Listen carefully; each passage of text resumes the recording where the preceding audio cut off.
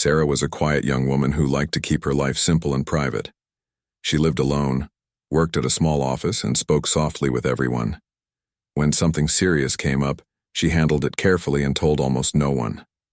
Now she needed a private, non-emergency surgery. It was personal and sensitive. She did not want to explain it to coworkers or friends. She did not want curious questions. She did not want attention at all. She only wanted to fix the problem, recover in peace, and continue her normal life. She chose a clinic across town, where nobody knew her. She booked the first appointment of the day so there would be fewer people around. She filled out the online forms using only her initials in the preferred name field. She asked for early check-in. She planned to arrive by ride-hailing car, sit in the corner, keep her head down, and finish everything quietly. It was not fear of doctors. It was fear of exposure. To Sarah, privacy felt like safety. Silence felt like a blanket. She needed both.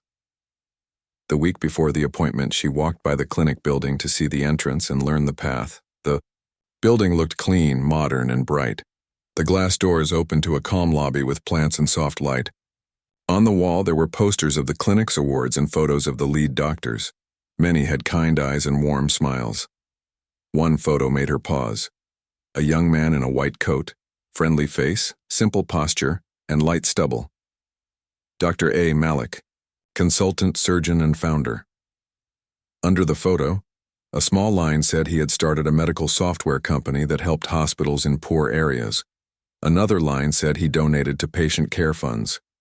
It also said his team won awards for privacy and safety. Sarah felt two things at once. The first feeling was hope. A doctor who cared about privacy might understand her. The second feeling was worry. A doctor who was well known might be in the news or online. She did not want any link to her name.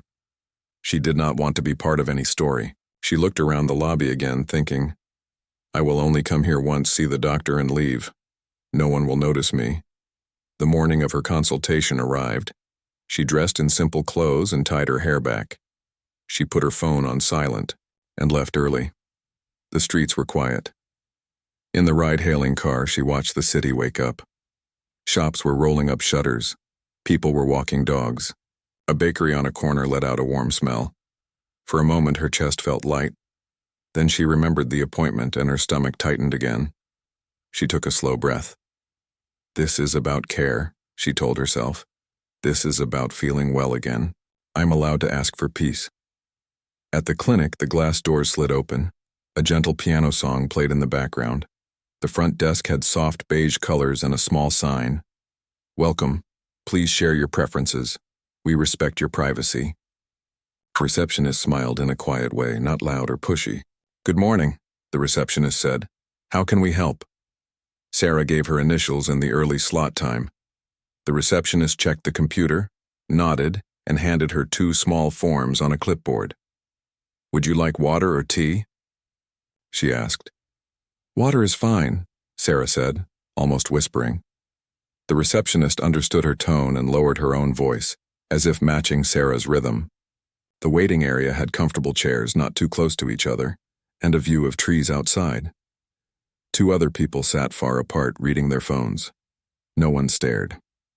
No one spoke loudly. Sarah filled out the forms and paused when she saw a line. About special preferences. She wrote, Please use initials only. Please speak quietly. I prefer privacy. She hesitated and then added, If possible, a female nurse present during any exam. She felt a small relief just writing those words. A nurse walked out, kind-eyed and calm. Initials S.A.? She asked in a low voice. Sarah stood. The nurse smiled softly and led her down a hall. The hall was clean and smelled lightly of soap. The nurse showed her a consultation room with warm light and a chair that did not feel like a machine. I'm Rena, she said. I'll be nearby, if you need anything. If you have any privacy requests, please tell me. We take it seriously. Sarah nodded. Thank you, she said. I prefer you to stay during the exam.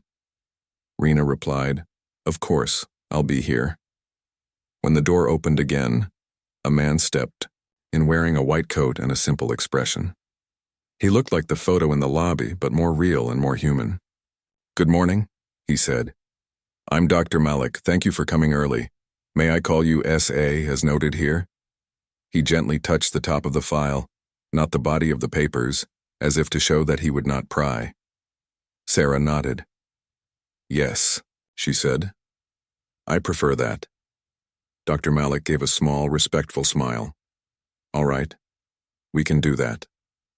He sat in a chair that was on the same level as her chair, not higher. He did not rush. He did not fill the room with fast words. He spoke slowly and clearly. "I understand this is a private matter," he said. "I want you to feel safe and comfortable. We can discuss everything in simple steps. If at any point you want me to pause, we will pause. If at any point you want to leave, we will stop. You are in control." Those words landed softly in her mind like warm cloth on cold hands. She felt her shoulders loosen a little. "Thank you," she said. "I don't like noise about personal things." "I understand," Dr. Malik said. "We have some options. We can use initials only. We can avoid saying names in the hallway. A female nurse, Rena, is here with us the entire time if that helps. We can also limit the number of people in the room. And if you want a second opinion, I can arrange it. If you prefer a female surgeon, I can connect you. There is no pressure at all." He said it plainly, like offering different sizes of a coat. He did not make it dramatic. He did not try to impress her. The simple tone was what made her feel safe. "I want to understand the surgery in simple words," she said. "What it is, why it helps, how long to recover." Dr. Malik nodded. He took a blank sheet and placed it between them. He drew a small, clear diagram. No frightening details, no heavy terms. He used easy language and short steps. What the surgery does, how long it takes, what she would feel, how they manage comfort, and how she would recover day by day. He paused after each part to ask, "Does that make sense?" When she nodded, he went on. When she frowned, he redrew the line and tried another explanation. Rena, the nurse, took simple notes on a card with checkboxes. Initials only, speak softly, female nurse present, limit staff, offer side entrance. She showed the card to Sarah. "Please tell me if I missed anything." Sarah read the card slowly. It felt like a small shield. She added one more line. No name on any screen. Rena wrote it neatly. Dr. Malik waited until Sarah looked up. "Do you have any worries about cost?" he asked gently. "If you do, we can arrange a clear payment plan. We have a fund for special cases as well." She was surprised by the question, and also relieved. Money was not her main fear, but she did not want stress. "A clear plan would help," she admitted. "Of course," he said. "We keep bills simple, no surprise items. If any line confuses you, we fix it." He set the pen down and folded his hands. "I'll ask a few basic health questions," he said. "Then Rena will confirm your preferences in the system. I will not do any exam without your consent. If you want to skip anything today, we skip it." He asked the questions in a calm rhythm. She answered. When he reached a step that required an exam, he stopped and asked, "Would you like to proceed? Rena will be here. If you prefer to schedule it for another day, that is fine." Sarah looked at Rena, who gave a gentle nod. "We can do it," Sarah said. "Okay," Dr. Malik said. "We will proceed slowly. If you feel uncomfortable at any point, say, pause, and we will pause immediately." The moment passed quietly. There was no rush, no raised voice, no careless movement. When it was done, Dr. Malik updated the diagram with one extra line. "We are on track. This will help." He slid a printed sheet toward her with her preferences bolded at the top. "Please take this summary," he said. "It includes your rights, your choices, and a direct phone number to our small care team. This is not a big call center. If you call, you will reach one of the 3 names listed here." Sarah read the names. They were ordinary and kind. She could picture them as real people, not distant voices. "Thank you," she said. Her voice was a little steadier. "You're welcome," he said. "You can take as much time as you need to decide on the date." If you want, we can schedule the first slot of the morning, and you can come through the side entrance to keep things quiet. We'll also make sure your initials appear on any internal notes instead of your full name." She felt something interesting in herself then. It was not excitement, it was not fear, it was clarity. She had walked in with a heavy ball of worry about being exposed. She now understood what she truly wanted. Not special treatment, not attention, not even speed. She wanted control, respect, and peace. She wanted to be treated like a person with a voice, not a file with a label. Dr. Malik had offered exactly that in simple steps she could understand. Before she left, Rena brought a small envelope with the appointment options printed inside and a checklist. On the back, in neat handwriting, Rena added a note. "We will follow your preferences. If anyone forgets, tell me, and I will fix it." The note made Sarah smile in a small, honest way. She felt seen. At the door, Dr. Malik said, "Whatever you choose is fine. If you decide not to go forward, I will still help you find other options. My job is to support your health and we will protect your privacy." The next morning, Sarah woke early and watched the light on her ceiling. She reminded herself of the small steps that helped yesterday: clear questions, simple answers, and choices she could accept. Even so, her stomach felt tight. Her mind kept repeating the same worry. What if someone says her full name out loud or her details appear where strangers can see them?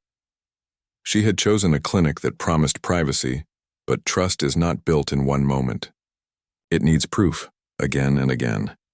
She arrived 5 minutes before the doors opened and stood near the side entrance the nurse had mentioned.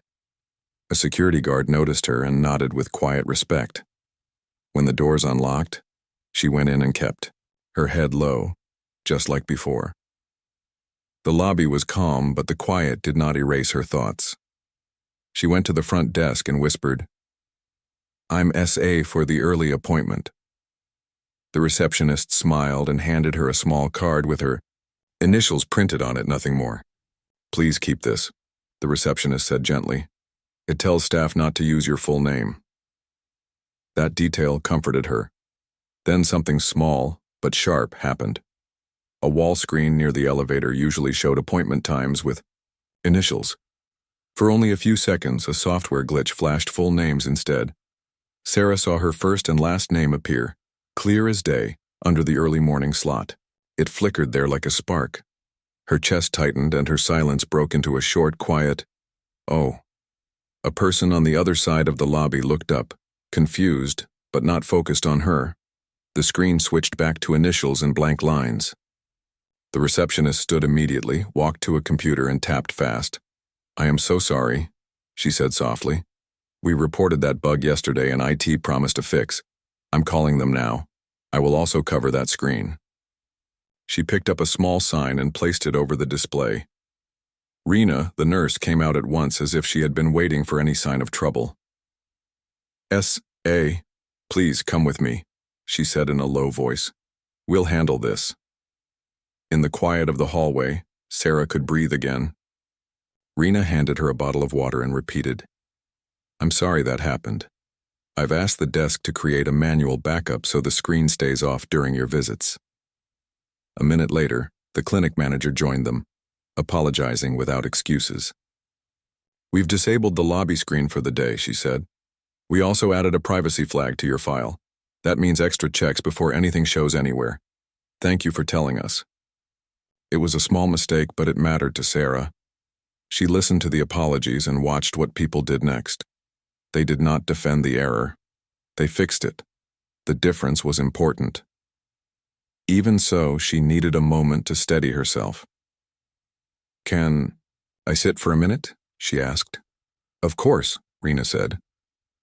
They stepped into a small side room with a soft chair, a plant by the window, and a quiet wall clock.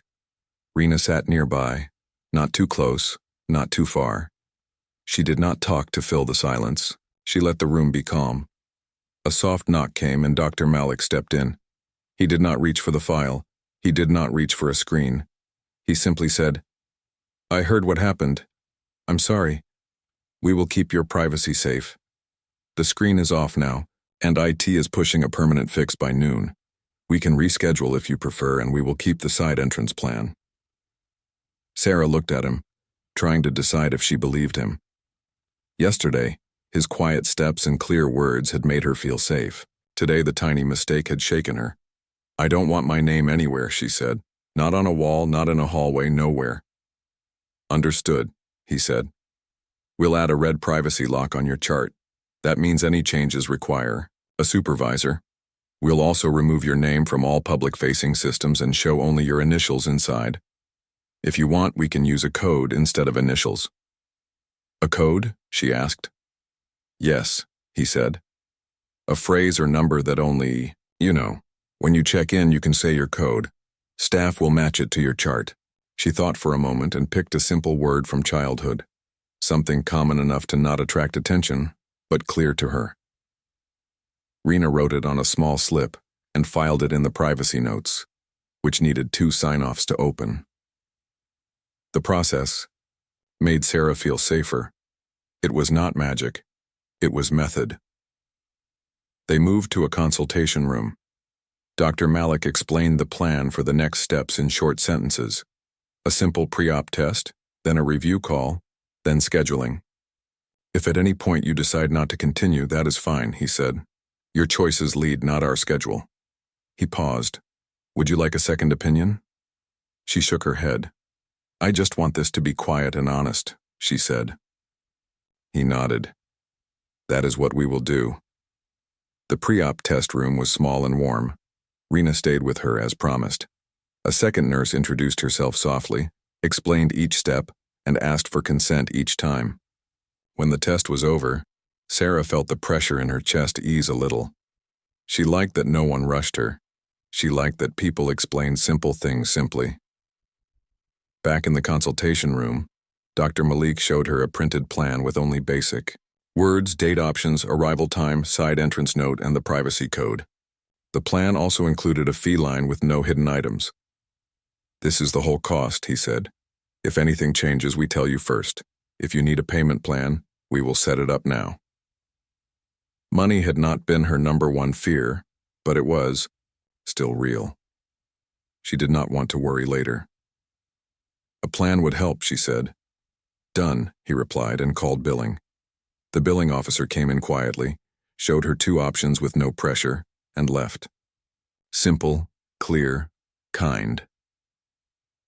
At lunch in a nearby cafe, Sarah kept the clinic folder closed on the table while she sipped tea. A news alert popped up on her phone. The clinic's founder had received an award for a charity project. The headline used his name in large letters. She stared at the photo and felt the old worry return. Fame, attention, cameras.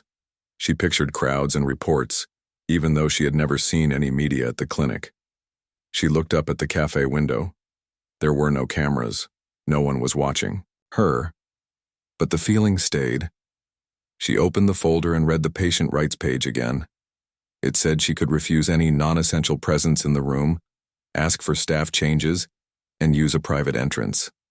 It also reminded her that the clinic had a policy against recording devices in patient areas. She took a breath. Rights on paper did not erase fear, but they gave it a shape she could hold.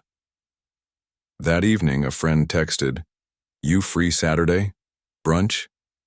Sarah had planned to schedule surgery for that same weekend because the early slot was open and the office could spare her a day off.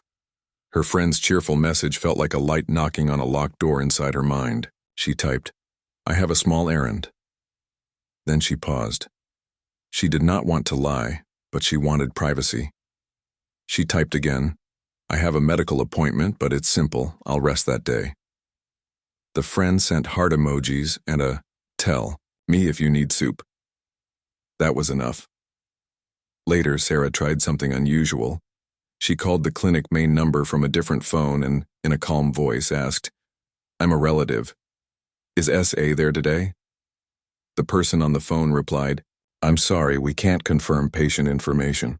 If you're on the approved contact list, please give the privacy code." Sarah thanked the person and hung up. It was a small test and it passed. She felt a little stronger. The next day, the clinic called to confirm a slot. Rena spoke first. We have the earliest time on Saturday, she said. You can arrive through the side entrance. I will meet you there. She repeated the privacy code and asked if Sarah wanted her initials or the code used in every step. Code, Sarah said, and please keep the lobby screen off while I'm there.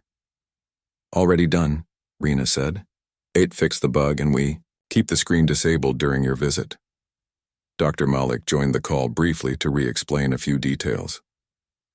You don't owe us bravery, he said quietly. You owe yourself comfort. We will follow your pace. That line stayed with her. She did not owe them courage. She owed herself peace. She wrote the words on a sticky note and put it in her wallet. That same evening, she organized a small comfort box for recovery. At home, soft socks, a light blanket, 2 books, and simple snacks. She set her phone to Do Not Disturb and prepared a short message for anyone who might text. I'm resting today. I will reply later. She also wrote a small letter. To herself, a kind letter with simple sentences.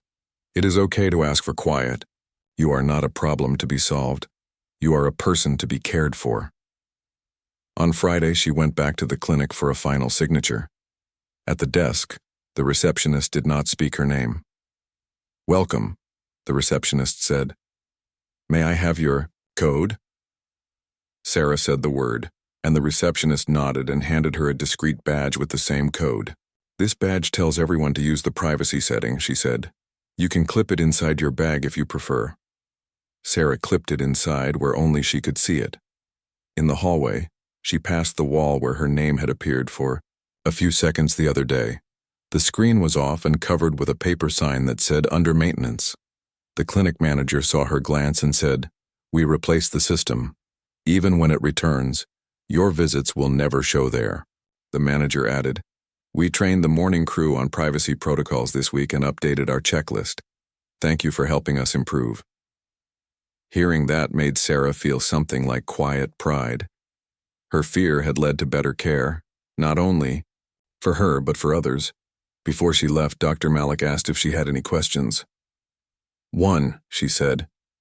You are well known. Does that make it harder? On Thursday night, 2 days before the surgery, Sarah sat at her small table with a pen, a notepad, and the clinic folder. She had written the same sentence 3 times. I want this to be quiet and safe. The words looked simple, but they held a lot of weight for her. She checked the plan again. Side entrance, code badge, female nurse in the room, limited staff, early slot, clear billing, privacy lock on her chart. Every line felt like a small lock on a door that had scared her. Yet one more thought stayed. In her mind, trust needs proof. She needed one more test before she could truly relax. That test came from an unexpected place, her office. On Friday morning, her manager sent a friendly message. The company was doing routine updates for sick leave records. If employees had medical needs, they could upload a simple note so future time off would be easier. The message was not wrong or rude. It was normal office work. But for Sarah, it was a wall she did not expect. She did not want details shared anywhere outside the clinic. She did not want a note that could be opened by many people. She stared at the message and felt her chest grow tight again. She called the clinic and asked for Rena. When Rena answered, Sarah explained the office request. I don't want any details, she said. I want a neutral letter with no private words. Rena said, That is fine. We can write a simple fit-for-work letter with no diagnosis. It will only say you had a brief medical procedure and may need 1 day of rest, nothing more. We can give it to you in a sealed envelope. No one else will see it without your permission. Sarah felt some of the tightness ease. Thank you, she said. An hour later, the clinic manager called. We have a template for privacy-sensitive letters, she said in a calm voice.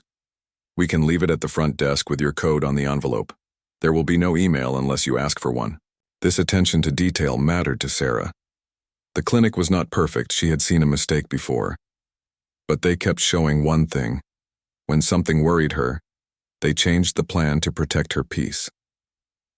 At lunch, she walked to a quiet park with her notebook. The air was warm. Children laughed on the far side of the grass. She wrote a small list titled, My Choices. Under it, she wrote, I choose who knows. I choose the door I use. I choose who stands in the room. I choose the words people use with me. I choose the time I rest. She read it twice and pressed the page flat with her palm. The list felt like a soft shield she could carry. In the afternoon, an insurance company called and asked to record the conversation for quality. The voice was polite, but Sarah felt a hard knot in her stomach. She had already arranged a simple payment plan with the clinic to avoid stress. She did not want a recorded call about private matters on any server. I prefer not to be recorded, she said. Can we do this by paper? The person paused, then said yes. They would mail a form with general boxes, and she could fill only what was needed. No open questions, no long calls. Sarah thanked them. When she hung up, she realized she had done something new. She had said no in a clear way. Nothing bad happened. The sky did not fall. The call simply changed shape. That evening, Sarah returned to the clinic to pick up the sealed letter for work. At the front desk, the receptionist asked for her code and handed over the envelope. The receptionist also gave a small card that said private route with a short map to the side entrance. Show this to the guard tomorrow, the receptionist said softly. He will let you in before the doors open. Sarah tucked the card into her bag and felt grateful for the simple design. No loud marks, no big words. Just quiet help. Dr. Malik stepped out of a nearby office as she turned to go. Do you have 5 minutes? He asked. Only if you want. She nodded, and they sat in a small meeting room. He did not speak first. He waited, leaving space. Sarah filled it with the one question still inside her. I keep asking for small changes, she said. I worry I'm being difficult. Dr. Malik shook his head. You are being clear, he said. Clear is kind. It helps us give the care you actually want. He paused. If there is anything else you want to set now, we can set it. Today. She thought carefully and then said what she truly wanted. Tomorrow I want to know exactly who will be in the room and why. I want no student observers. I want only the people who must be there. I want the lights lower if they can be lower. I want someone to say each step before it happens, in simple words. And I want a stop word that everyone understands. If I say, pause, I want the room to pause. Dr. Malik nodded at each line as if he were putting check marks in his mind. Agreed, he said. We will do a short safety huddle before we begin. Each person will say their name and role, no extra people. We will set a low light mode if it is safe. We will say each step aloud in plain words. And we will honor the stop word. Rena joined them and added one more idea. Would you like me to be your advocate in the room? She asked. That means I watch your face and your hands. If you look uneasy or raise your hand, I will say pause for you. Sometimes it is hard to speak when you feel stress.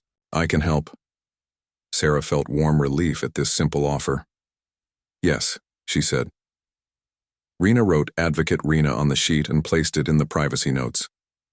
Before they ended the meeting, Dr. Malik shared one more personal truth very simply. When my relative needed a private surgery years ago, he said, we did not know we could ask for half of these things. We learned the hard way. Now I try to offer choices before people have to ask. He did not describe the details. He did not turn the room into a story about himself. He only offered a reason for his careful steps.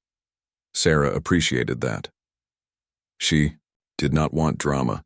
She wanted quiet facts and gentle action, and she was getting both. On her way home, the city lights looked softer than before. A light rain began to fall, and she put up her small umbrella. She walked slowly, taking the long way, as if the extra steps could turn her worry into calm. At a corner, a stray cat watched her and then blinked, lazy and calm. She smiled at its quiet face and crossed the street. At home, she prepared a small stack of cards. On the first card, she wrote her privacy code and folded it. On the second, she wrote, my stop word is pause. On the third, she wrote, people in room, Dr. Malik Rena, nurse advocate, one anesthetist, one tech. She set the cards in her bag. It was not that she did not trust the team. It was that these simple cards helped her mind rest. She put a kettle on the stove and made a light tea. Then she packed her comfort box by the door. Blanket, socks, hand cream, 2 books, a soft scarf for her neck, plain crackers, and a bottle of water. The night before the surgery, she received one more call from the clinic. It was short and kind. Rena read the plan out loud. Arrival at 6:15 via side entrance. Guard has your code. I will meet you at the door. Your badge is ready. We will walk directly to a quiet pre-op room. We will review the steps, confirm the stop word, and do the safety huddle. Do you want us to dim the hall lights as we pass? Sarah almost laughed with relief. The question was so thoughtful and so specific. Yes, if possible, she said. We can, Rena replied. We planned the route already. Then Rena added, if you wake up early and feel worried, text me. I will be awake. It was not a grand promise. It was a simple human one. It mattered. After the call, Sarah opened her notebook again. She wrote a different sentence this time. I want my care to feel human.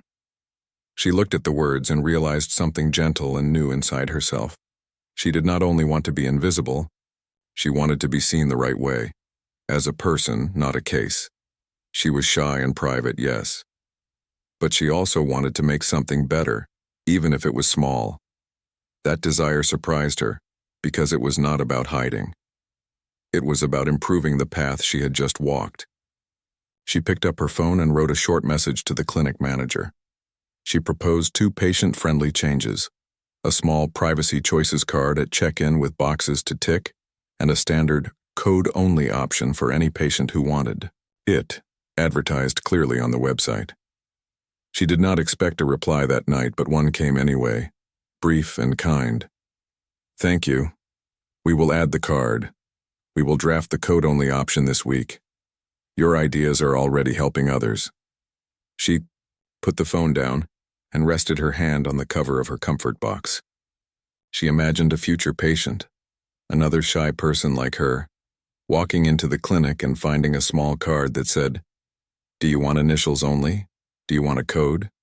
Do you want a private route? Do you want a stop word? Maybe that person would worry a little less because the choices were clear from the first minute. The thought gave her a calm she did not expect to feel the night before surgery. Later, she tried on the scarf she planned to wear in the morning. It was soft and light. She looked in the mirror and did not try to be brave. She tried to be steady. She practiced saying 3 sentences in a low, even voice. My code is, my stop word is pause. Please speak each step before it happens. She did not need to raise her voice. She only needed to use it. When she finished, she put the scarf back in the box and turned off the lights. Sleep did not come fast, but it came. When she woke in the dark, she sat up and listened to the quiet room. Her heart was not racing. Her breath was slow. She gave herself a gentle nod, as if she were her own friend standing at her bedside. She dressed in soft clothes and kept her phone on silent. She slid the coded badge into her bag, beside the cards and the let. Before dawn, the city was still and cool. Sarah stepped out of the car near the side entrance with her small bag and the private route card. The guard looked up, gentle and alert. Code, please, he asked in a low voice. She said the T word. He nodded and opened the side door. The corridor lights were soft, not bright. A small sign on the wall said, Quiet Path. It felt like the door to a calm place she had drawn herself. Rena was already there, dressed in light blue scrubs, holding a warm blanket over her arm. Good morning, she said softly. You did everything right. We'll take each step slowly. She clipped a discreet badge with the code to the inside of Sarah's bag and offered the blanket for her shoulders. The hallway is clear. We dimmed the lights 2 levels, Rena added, as if she were telling someone the weather was kind today. As they walked, Sarah glanced through a glass panel toward the main lobby. The big screen was dark, with a plain paper cover. A small note said, Under maintenance. No names. No lists. She felt a steady breath rise, then settle. In the pre-op room, the light was gentle and warm. The air smelled faintly of soap and tea. Rena closed the door and checked the privacy settings on the monitor. Code only. No student observers. Female chaperone present. Staff limited. She read each line aloud and looked to Sarah for a nod. "We'll do a small safety huddle," Rena said. "Everyone will say their name and role. You can ask to pause at any time. If it's hard to speak, raise your hand and I'll say the word for you. Your stop word is pause." Sarah repeated the word quietly. "Pause," she said, as if placing a key on a little table where everyone could see it. Dr. Malik knocked softly and entered. He looked the same as before. Calm eyes, simple posture, no rush in his voice. "Good morning," he said. "We'll go at your pace." He placed a very short checklist on the rolling table between them. The list had 5 boxes with big, clear letters. Identity by code, safety huddle, roles introduced, step-by-step explanations, stop word honored. "This is our promise," he said. "We'll check each box out loud." 2 more people entered after a gentle knock, keeping the door mostly closed behind them. "I'm Dr. Lee, anesthesia," said a woman with kind eyes. "My job is to keep you safe and comfortable. I will explain every step before I do it." She spoke in simple words and a low voice like a friend explaining a recipe. "I'm a mere surgical tech," said a man in gray scrubs, standing a respectful distance away. "I set the tools and keep the room steady. If you need anything, I can move things quietly and quickly." No one else followed. The room did not fill with extra faces. It felt like a small team, fully present, fully human. There was a soft knock that did not belong to their plan. A young person in a white coat peered in and said, almost a whisper, "Student observer?" Dr. Malik lifted his hand kindly, but clearly. "Not today," he said, and pointed to the "No Student Observers" note on the door. The person nodded and left. The door closed again, gently, like a quiet tide pulling back to sea. Sarah felt the simple relief that comes when a rule is honored without debate. Rena placed a soft strap around Sarah's wrist to print a label for the chart. The small machine hummed and produced a strip. Rena glanced at it, and her eyes narrowed the way careful eyes do. "This label shows full name," she said softly to the team, not to the room. "We're set to code only today." Dr. Malik nodded calmly. "Thank you," he said. "Let's fix it." Amir reached the label printer, checked the setting, and reprinted a new strip with only the code. Rena peeled the first label off and placed it in a small shred bin with a lid. The new strip, clean and simple, was attached to the chart. "Two-person check," Rena said, pointing to the code. "Code confirmed," Dr. Malik replied. The small storm had passed in seconds, not with panic, but with quiet work. "Safety huddle," Dr. Malik said aloud, marking the first box. Each person spoke one sentence: name, role, purpose. Then he looked at Sarah. "Would you like us to lower the lights another step?" "Yes," she said. He nodded to Amir, who tapped a panel. The room became gentle like late afternoon. You could still see clearly, but there were no harsh edges. Rena set the warm blanket over Sarah's knees. "We will speak each step," Dr. Lee said.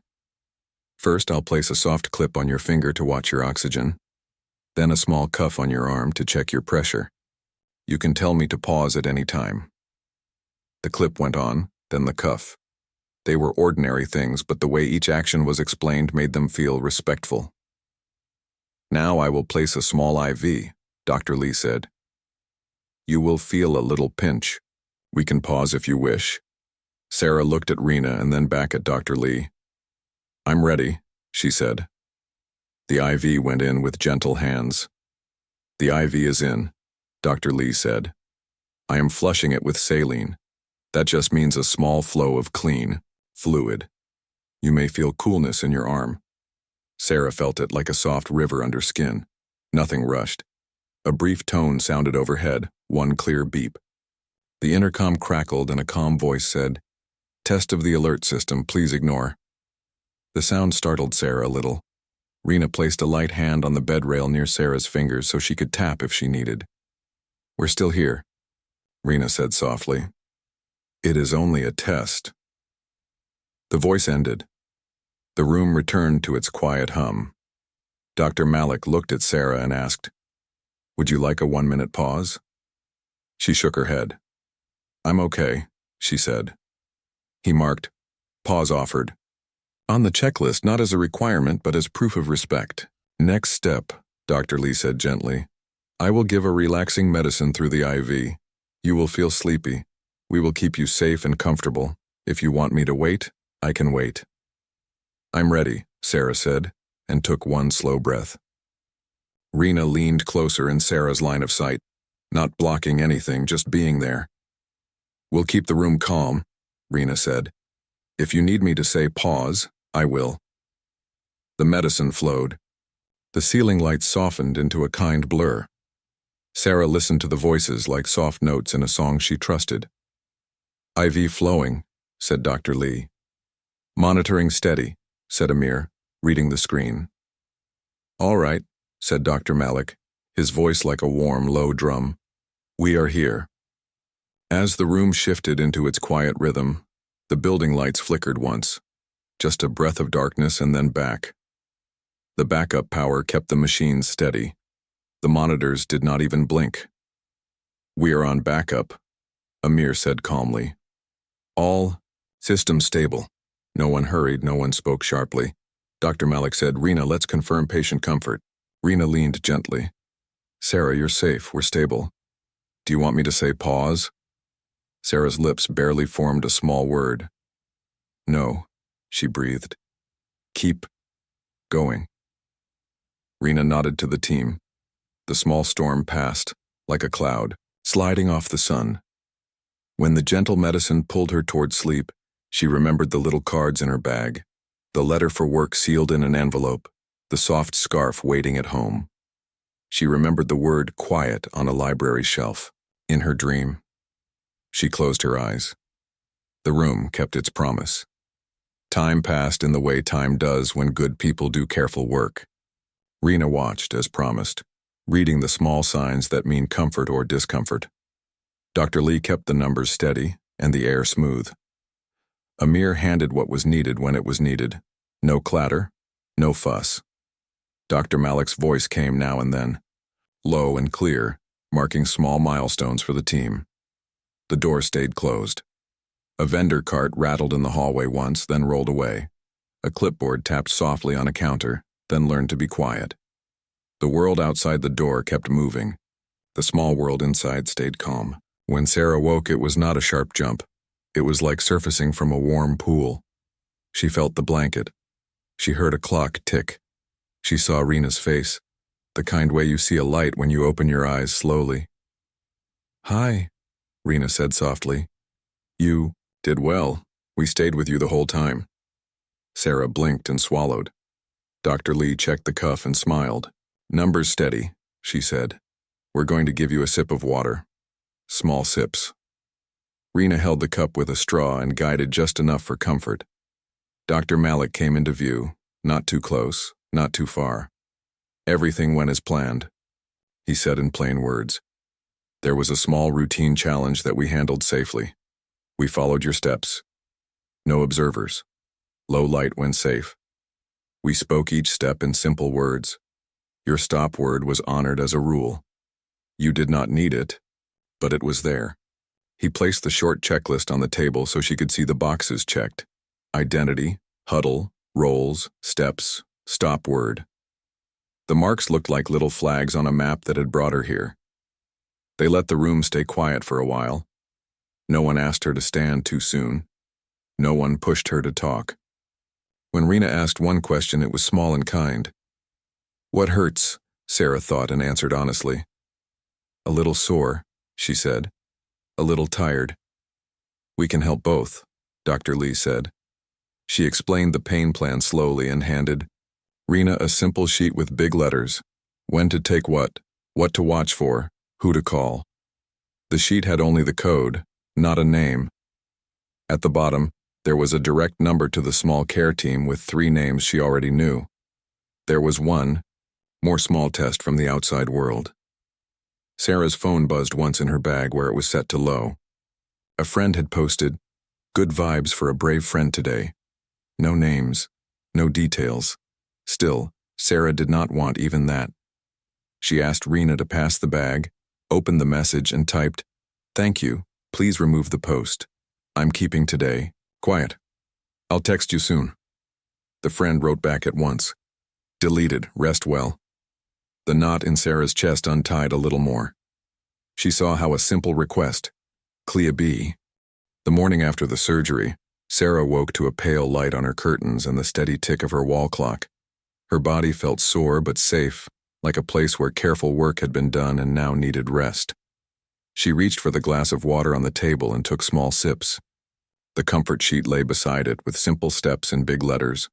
Walk a little, drink water, eat light food, take medicine on time, call if worried. The words were not fancy. They were strong because they were clear. Her phone stayed on silent, but she checked it once. There was a short message from Rena. "Good morning. How are you feeling? If you need anything, I'm here." Sarah smiled at the kindness. She typed back, "Sore, but okay. Thank you for everything." She placed the phone face down again and pulled the soft scarf to her shoulder. It held a bit of clinic air, the kind that felt clean and quiet. By midday, she took a short walk around her living room. She counted 10 slow steps, then sat. She took her medicine at the right time and ate plain crackers. When she grew tired, she closed her eyes and let the afternoon pass without forcing anything. Rest is not laziness, she told herself. It is repair. She accepted that idea and felt a small warm pride that she could be gentle with herself. In the evening, Dr. Malik called briefly. He asked how she was in the same simple tone he had used from the start. She liked that his voice did not change now that the surgery was done. "Sore but steady," she said. "Good," he replied. "That is expected. If the soreness increases beyond the paper's range, call us. We will adjust the plan. We will check on you again in the morning." He did not hurry the call, but he did not keep her long. It was the kind of check-in that protects rest. That night, she wrote a small note to herself and set it by the lamp. Pain is a message. Listen, then follow the plan. She took another short walk, drank water, and fell asleep to the quiet hum of the room. On day 2, she felt a little swelling and a small wave of worry. The worry did not shout. It stood at the edge of the room and waited to be noticed. She read the comfort sheet again and saw the line that said, "If swelling increases, call." So she called. Rena answered on the second ring. "Tell me what you feel," Rena said. Sarah explained in plain words. Rena listened, then said, "This sounds within the normal range. I want to be careful. Would you like to come for a quick check today? We can use the side entrance. It will be quiet." The offer was like a hand, palm up, steady and open. "Yes," Sarah said. "That would help me rest better." An hour later, she arrived at the side door. The guard nodded softly and opened it. The hallway lights were low. A small sign read, "Quiet Path," the words she had already learned to trust. Rena met her with a gentle smile and walked her to a small room. The exam was brief and respectful. Dr. Malik stepped in, confirmed that the swelling was within the safe range, and adjusted one line in the plan to keep her more comfortable. "We can add a cool pack for 10 minutes 3 times today," he said. "We will also call this evening to check." The simplicity of the fix felt like calm water over a worry stone. On her way out, Sarah paused at the check-in desk and saw a small stack of cards in a clear holder. They were the new Privacy Choices cards she had suggested. The boxes were simple and direct. Initials only, code only, private route, chaperone, no observers, step-by-step language, stop word. A person standing a few feet away picked one up with careful fingers. The person's shoulders were a little tense, the way shoulders are when someone is holding in a worry. Sarah did not stare. She only felt a quiet, human hope that this card would help that person the way it had helped her. Back at home, She put the cool pack on for 10 minutes and breathed slowly. The swelling eased. The room felt a little larger, as if fear had taken a step back and given space to healing. In the evening, the clinic called again. This time, it was the billing officer with a quick check. "Is the payment plan still comfortable for you?" the officer asked. "Yes," Sarah said. "Thank you for keeping it simple." The officer replied, "It matters," and that was that. No long speech, no pressure, just a quiet piece of support. On day 3, she went outside for a short walk. The air was gentle. The street held the usual sounds of morning: cups clinking at a cafe, a bus door sighing open, a bicycle bell in the distance.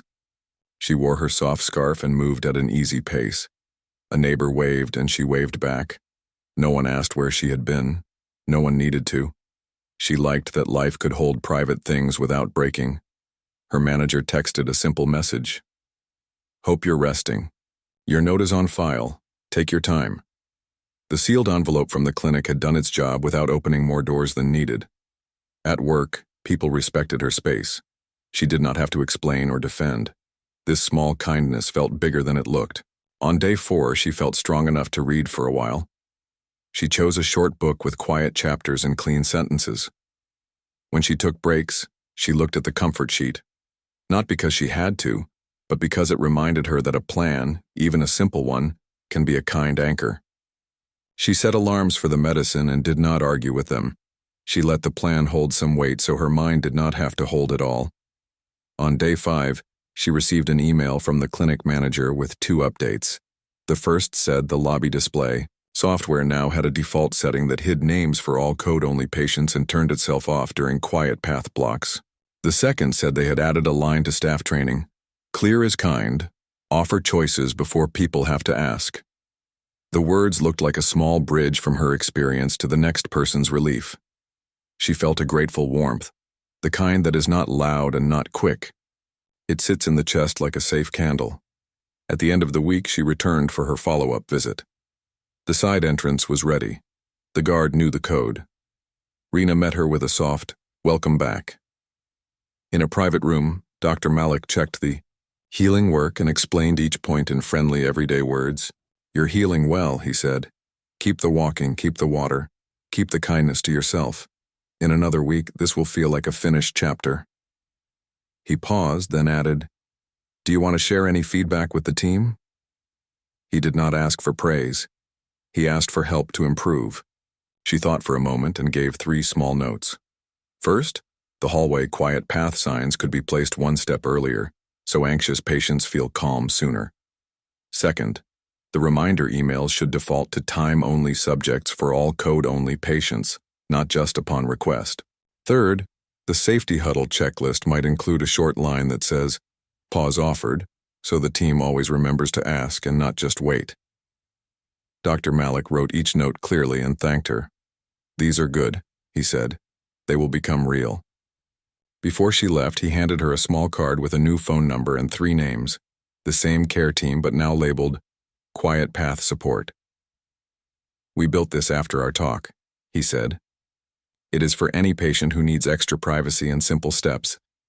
The number goes straight to us." She held the card and found that her hand felt steady, not because she would need the number now, but because it existed for people like her. That felt like progress. On the way home, she took a longer route on purpose. She passed a library and smiled, thinking of the dream where she had found a book labeled Quiet. She stepped inside for a few minutes and walked the aisles. There, among the rows, was a small sign: "Please keep your voice low." It made her laugh in a soft way. The sign was not about rules. It was about respect for people who need calm to think, feel, or heal. She took a seat by the window and watched dust move like tiny stars in a beam of light. She breathed in and out and felt present in her own life. At home, she wrote a thank you note to the clinic. It was short. "Thank you for listening. Thank you for simple words. Thank you for the quiet path." She sealed it and set it by the door for her next walk. Then she wrote 1 more letter, but this one was to herself. "You did not ask for special treatment," she wrote. You asked for dignity, you were clear, you were heard. You helped make a better path for people you will never meet. That is a quiet kind of courage. Days turned into a gentle pattern. She worked a little, rested a lot, and paid attention to her body. The soreness faded, step by step, like a tide pulling back. One morning she realized she had walked from the kitchen to the window without thinking about it. The healing had become part of her day, not the center of it. That was a good sign. A week later she returned for the final check. The clinic followed the same privacy steps, even though the stakes felt lower now. That mattered to her. Respect is not only for day one, it is a habit. Dr. Malik confirmed the good healing and gave her a clear back-to-normal plan. At the door, he said, "Thank you for trusting us. Your notes improved our care." He did not say more.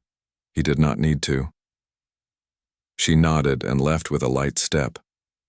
Outside, the day was bright. People moved in the usual ways, carrying bags, checking maps, talking softly or laughing in small bursts. Sarah walked past the clinic without a knot in her chest. She did not feel invisible. She felt seen in the right way, like a person with a life, not a file with a label. She thought of the title she had once given this private chapter in her head, the one with an unfinished line. She smiled because now she knew how the line ended. She wanted dignity. She wanted clear choices. She wanted simple, gentle care. And she had all of that. She did need to. But when a friend later